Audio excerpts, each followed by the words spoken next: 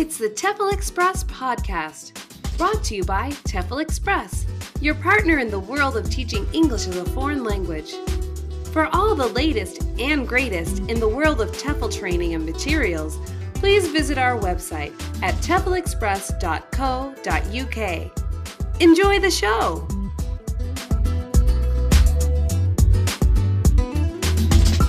Hi, this is the TEFLCast, and I'm Adam, and today we are talking with Jessica, and she is currently doing a TEFL certification course. It's a 4-week course, and she has just finished her first 2 weeks. We talked to her within the first 24 hours of her arrival here in Beijing, China.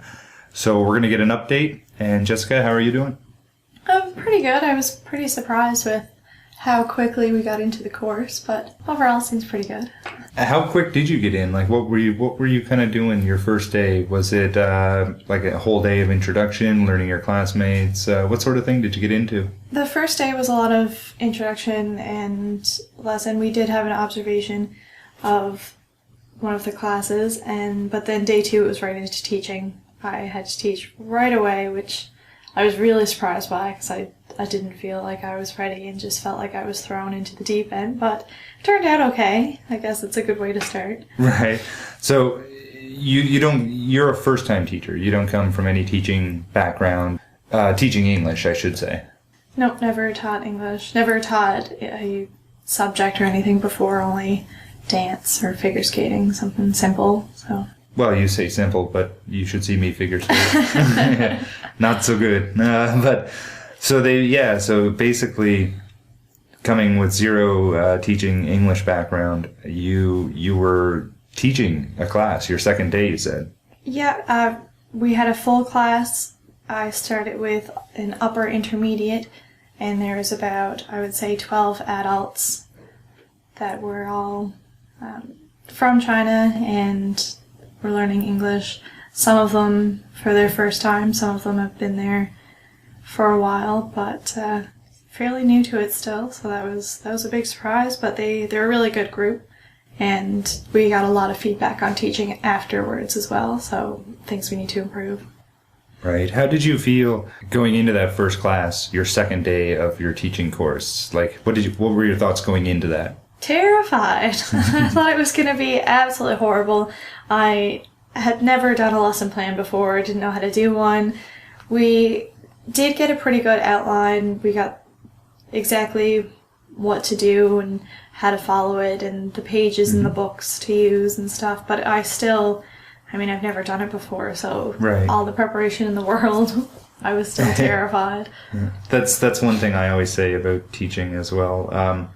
And I've said that quite a few times to, different people who've emailed me and asked me questions about your first class especially.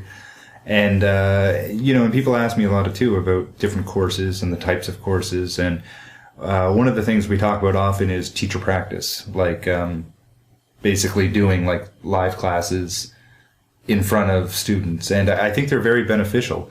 But however beneficial they are, the moment you go in front of a class, like whether it's an actual real class at employment, or even if it's just, your little class at your course that you're taking, no matter what you read or see or do before then, once you get in front of any class, that stuff's just out the window. Like, it feels brand new.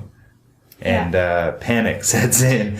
So, I do think they're beneficial, but only in certain regards. Like, to any extent, the only way to really do it is to just jump right in. So it's kind of interesting that that's what your course kind of did, in a sense. Like, they kind of did just throw everybody right in on the second day. I was really surprised, and they split it in 2 groups, and it's upper intermediate and pre-intermediate, and then within those groups you were split into 2. So one group taught day 2, and then the next group taught day 3, and I happened to be had to teach day 2, and I think it's a good idea to go kind of right into teaching, but I'm not too sure if I'd pick day 2 to do it, because I was really, and I know a few of the students felt the same way, we were just really overwhelmed because some of us had just gotten there, we weren't really settled in, some of us were still really sleep deprived, and then we were up in front of actual students trying to figure ourselves out, so it was a bit rough, but diving into it, we definitely got a pretty good experience from it and a lot of feedback, so it worked out well, I guess. It's funny that you say that, just being like sleep deprived and that, because like you said, like people could have just shown up, like they could have just arrived in Beijing. When you take a course like this in person, especially in a foreign land, you can easily run into people who've traveled from anywhere.